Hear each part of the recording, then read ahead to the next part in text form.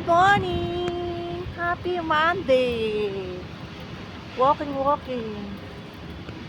Dito sa tabing dagat. Yan po. Everyday na naghahatid ako sa aking alaga, dito ako dumadaan para exercise. And then, kasi sa tabing ng dagat po siya.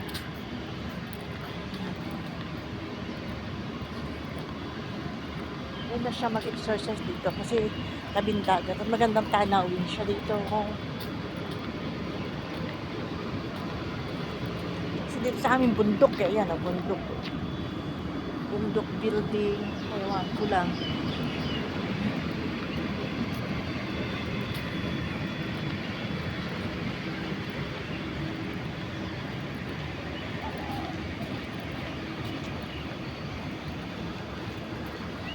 Monday to Friday ako naghahatid ng alaga. Saturday and others ko naman ang alaga ko. Amo ko ang naghahatid, yung mag-asawa kasi wala silang pasok. Ako sa bahay lang maglilinis. Ayan. Ayan. Ayan tayo.